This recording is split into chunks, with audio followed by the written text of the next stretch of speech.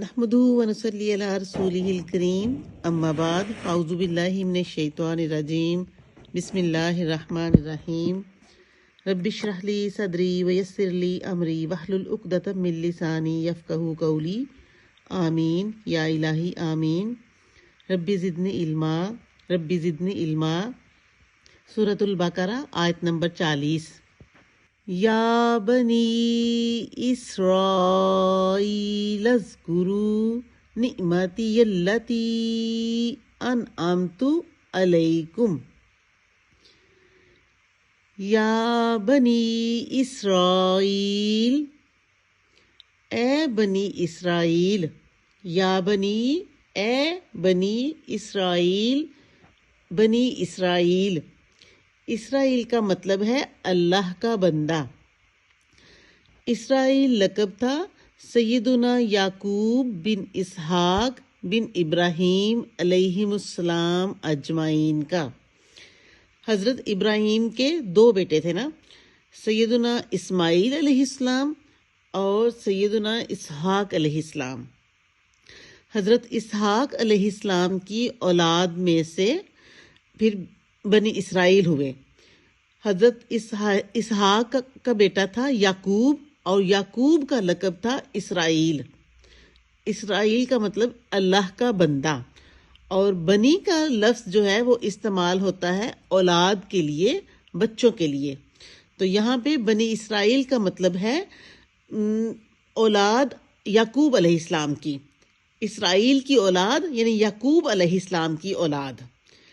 یا بنی اسرائیل اذکروا، اے بنی اسرائیل، اے یعقوب کی اولاد، لذکروا، یاد کرو، نعمتی، میری نعمت کو، یلتی، وہ جو، نعمتی یلتی، میری اس نعمت کو، وہ جو، انعمت، میں نے انعام کی یا میں نے نازل کی، علیکم، تم پر۔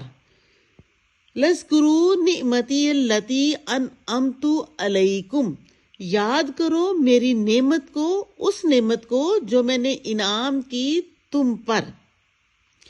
نعمت کو یاد کرانے کا مطلب ہے کہ ان نعمتوں کا حق ادا کرو، ان کا شکر ادا کرو۔ یاد کرو میری نعمت کو تاکہ تم اس کی قدردانی کر سکو، اس کا شکر ادا کر سکو۔ کیسی نعمتیں؟ یعنی بنی اسرائیل سے اللہ تعالیٰ کو اتنا پیار تھا کہ اللہ تعالیٰ نے 3 کتابیں ان میں بھیجی، تورات، زبور، انجیل۔ ان میں سینکڑوں صحیفے بھیجے، ہزاروں پیغمبر بھیجے، ان کو تمام دنیاوی خوشحالی دی اور ان پر طرح طرح کے احسان کیے۔ بنی اسرائیل کو اللہ نے فرعون کے عذاب سے نجات دی، من و سلوہ کا رزق اتارا۔ تو یہ پچھلی امت حضرت محمد صلی اللہ علیہ وآلہ وسلم سے پہلے کی امتیں، ان میں سے بنی اسرائیل کی امت کا ذکر ہے۔ اللہ تعالیٰ نے ان کا ذکر کر کے ان کو کہا کہ میری نعمتوں کو یاد کرو جو میں نے تم لوگوں پر کی۔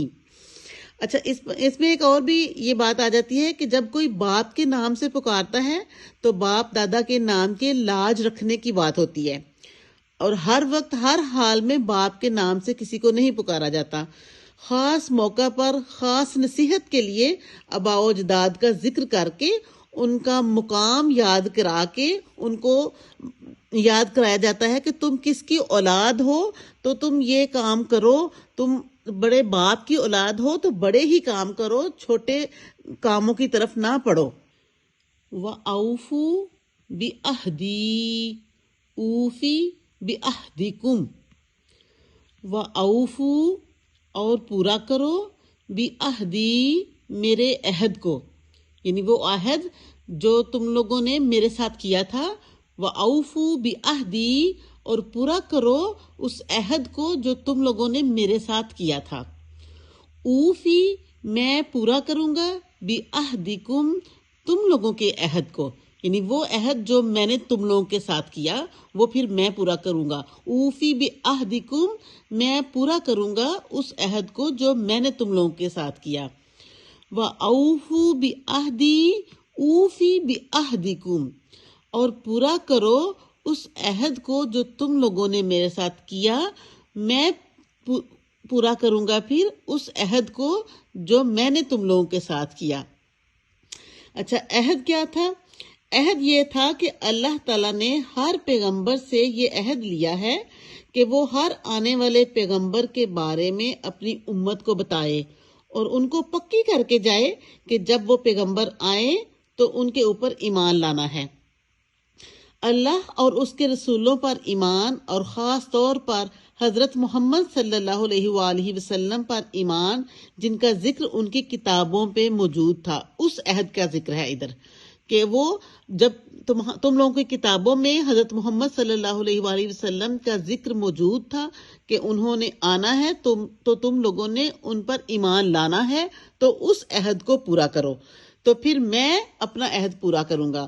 یعنی دنیا اور آخرت کی کامیابیاں، دنیا اور آخرت کی بھلائیاں تمہارے مقدر میں کر کے میں اپنا عہد پھر پورا کروں گا۔